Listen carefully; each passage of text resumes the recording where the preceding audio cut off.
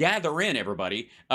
We got the great thing about today's show, besides it being always great, you're welcome, is that today in particular we have answers. We got secret inside the codes.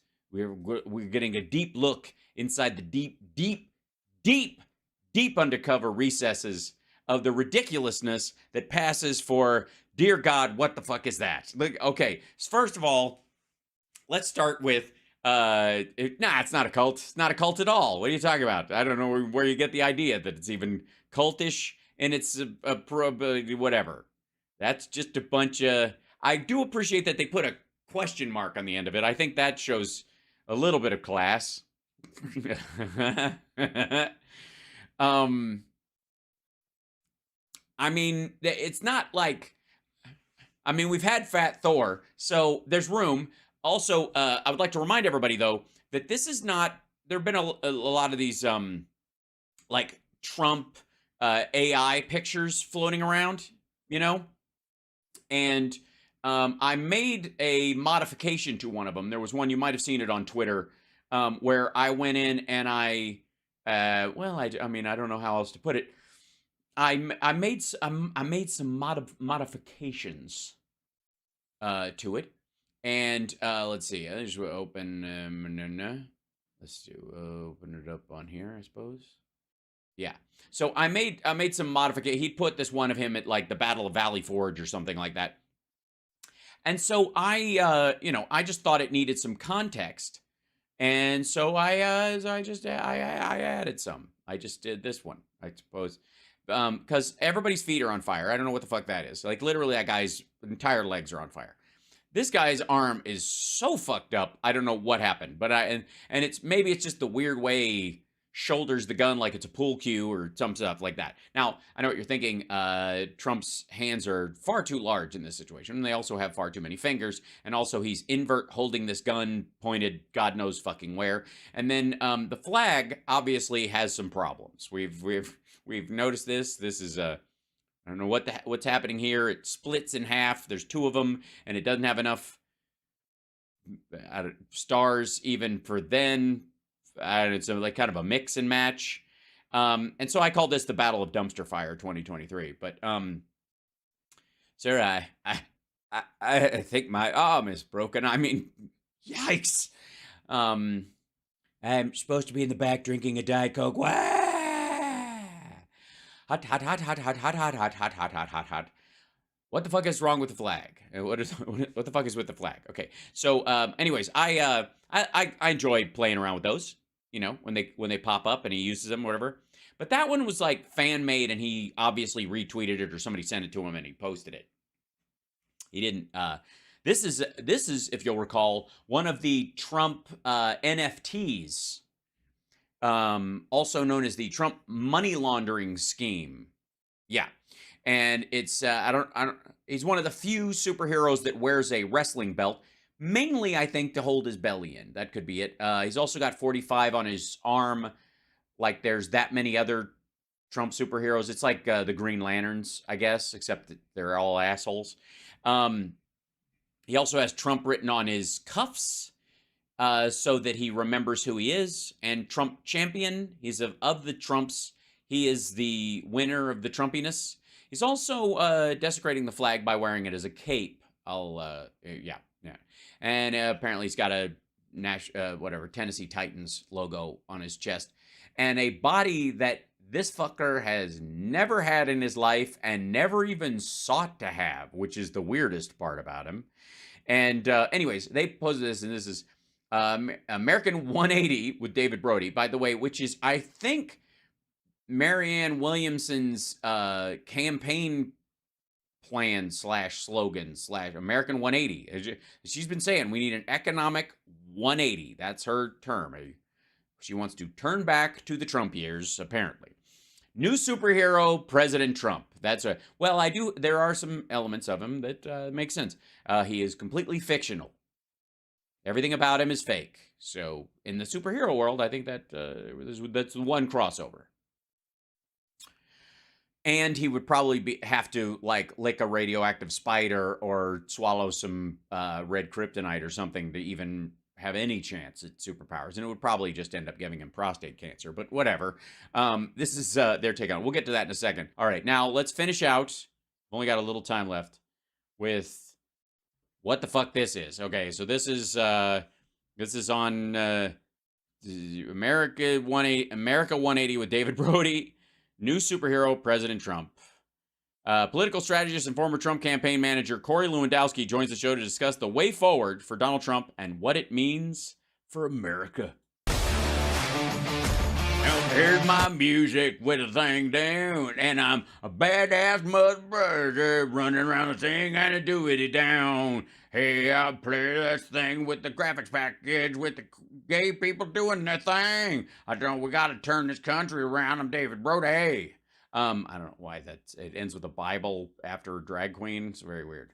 To America 180, which is your BMI. I don't know. Donald Trump. You know, I'd say he's back in the news. Has he ever really left the news ever? Well, I mean, yeah, I suppose, you know, late 90s. Since he glided down the infamous escalator in 2015. No. Did he glide down? He kind of just stood there. Oh, of course he hasn't. Doesn't everyone glide on an escalator? Isn't that kind of the magic of it? And I got to tell you, you know, I was thinking about superheroes the other day. I don't know, because I'm a nerd. I've got nothing. No, you're not. Better to do. That I believe. And, you know, you got Ant-Man, you got Incredible Hulk, you got the... That's where you went? You went straight to Ant-Man? Avengers, Captain America, through the list, Iron Man. And then I thought, wait a minute. T-Man, there he is. Trump man, testosterone man. I don't know what the T stands for. Yeah, I don't either. Does anybody remember what the guy's name is? He was president for a little while. Apparently, by the way, he's a wrestler, not a superhero. Because if you'll notice, I don't know why he's wearing a cape, but that's up to him. Triumph. He's apparently even got his name on the turnbuckles, because even when he gets his face slammed into a corner, he likes to read his own name. Maybe, ultimately in all of this, look. Turd comes to mind. Turnip, trite, tuberculosis, tumors. There's a lot of T things that come to mind when he comes up. Yeah. He can be added to the legend of superheroes. No, he actually can't. That are not fictional here. No, that's fiction. I mean, don't get me wrong. I think he's probably smooth in the front. That's probably true. I mean, he is a non-fiction superhero. Please explain. This will be good. If you think about it. I did think about it, and I've thought about it a lot since I saw the picture he posted when he did these NFTs last year, and I was like, nope. And that is what he is fighting right now. He's fighting for justice. Yeah, but not for real justice. He's fighting the justice system as a criminal. That's the exact supervillain would. I mean, he does look like a heel. I will say that. Not just for himself, but really for all Americans. It really. Yeah, any American who's hidden classified documents at their Florida rental property that smells like fish. It's fascinating to watch. I mean, any other person would have just packed it up and said, it's been a pleasure. I want to spend more time with my family. And no, any other person wouldn't have kept those documents and fought to keep them and engaged in a conspiracy with Walt Nauta to hide them from their own lawyer. And most of us. I mean, again, I don't know what kind of circles you hang in. You live in Washington. This is clearly a swamp creature. Friends and all. Please, Donald Trump saying that? Give me a. Yeah, he doesn't have any friends. You're right. Where is he going to? What, he's going to go hang out with friends? What friends? Break.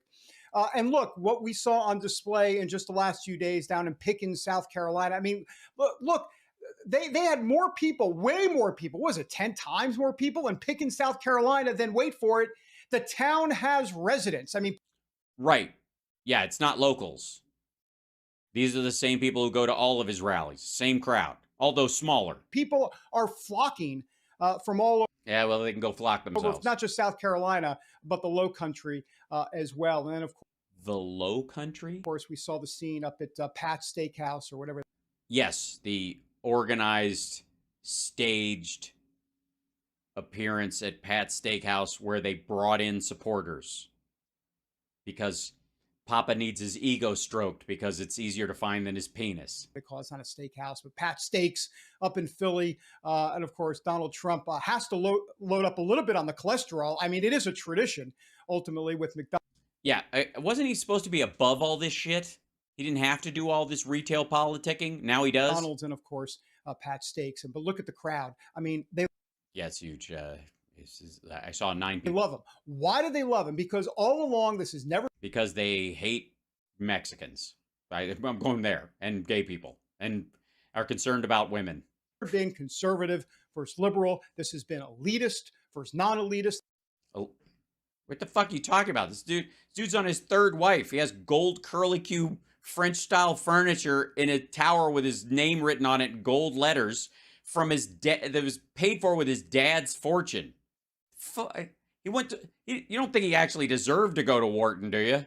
This has always been vertical. It's something the mainstream media really, they try to get it intellectually from a populist standpoint. It's so much more than that. It is a connection with the people. Yeah, it's more of a cult than an actual populist movement. And I believe that the children are our future. That Trump's enemies actually are making him stronger. Mm-hmm. And I guess his enemies are Fish Delights and Diet Cokes and Adderall. Day by day. Let's get more with our good friend Corey Lewandowski. Corey, great to have you on the show, sir. Yeah, and thanks for shoving a woman out of the way so that you could appear on camera. And by the way, Devin Nunes called. He wants his dumb grin back. Thank you for having me, David. And remember, Donald Trump was also at the Moms for Liberty event in Philadelphia this weekend, which was a massive showing. Donald Trump delivered a 1 hour and 40-minute speech.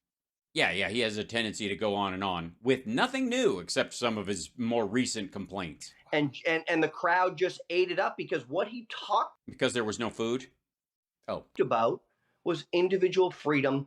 Yeah, his own personal freedom as an individual. And giving parents the right to have the opportunity to decide how their children are educated. It was a home run this weekend. Well, I'm glad you brought that up, Corey, because I do want to start there. I believe, and you tell me if I'm wrong. I mean, I've already done it a bunch. I mean, don't put that pressure on him. There's a lot of issues. They always say it's the economy, stupid, so to speak. And of course, the economy's fine and improving all the time. Of course, the economy is extremely important. Immigration. We go down the list. Yeah, and of course, after the end of Title 42, immigration has gone back to basically pre-2018 levels. Of important stuff. I really believe that the person that's going to win a general election needs to play to the independents and the soft Democrats. And the way to do that is to not be Donald Trump. The parental rights issue. I believe the school board stuff, that's where you can get away from Trump as the boogeyman, even if you don't really like Trump. I mean, if he's fighting for parental rights, By the way, he's arguing the pit bull thing that I've talked to you guys about. That as long as Trump bites the right person, I'll just believe he's not going to shake the baby. He's fighting for common sense at the school board level. I believe that type of stuff. It's what Youngkin did in Virginia. I believe that is going to be the ultimate ticket. Yeah, Youngkin had a very specific thing to run on at the time. That's not going to come back up.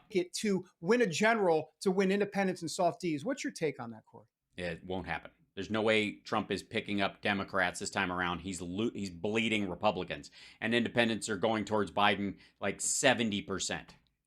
Well, David, look, history shows us that if you don't win those moderate women, those suburban women, the so-called soccer moms, those moms who are staying home and taking care of their children, who are making sure that they're in the people that hate Donald Trump and think he represents all that is bad in the opposite sex. Injected into the education structure of their children, you can't be successful. Look, when you look at those counties just outside of Philadelphia, the Bucks County area, those individuals, particularly in 2016, delivered a resounding win for Donald Trump because those soccer moms wanted safety and security. And David, I don't think there's one mom. And then they didn't come back in 2020 because they didn't get what they apparently thought they were going to get while they voted against the woman.